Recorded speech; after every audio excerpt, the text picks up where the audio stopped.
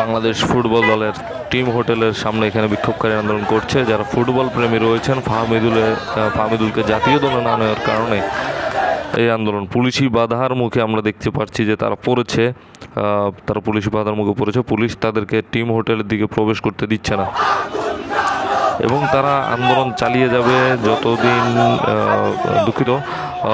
যতক্ষণ পর্যন্ত ফাহমিদুল সম্পর্কে কোনো সিদ্ধান্ত আসলে না নেয়, ততক্ষণ পর্যন্ত তারা আন্দোলন চালিয়ে যাবে। এবং কি তারা বলছে টিম হোটেল থেকে টিম বাস বের হতে দিবেন না। বাংলাদেশ দল কিছুক্ষণ পরে কিন্তু একটি অনুশীলনে যাওয়ার কথা রয়েছে, সেই অনুশীলনে যাওয়ার জন্য টিম বাস যখন বের হবে তখন তারা টিম বাস আটকিয়ে দেবে, এমন দাবি তারা তুলেছে। এবং আন্দোলন চলছে, সেখানে পুলিশি বাধার মুখে পড়েছে। তারা বলছে তাদের প্রতিনিধি বাফুফে কর্তাদের সাথে বসতে চান, আলোচনা করতে চান।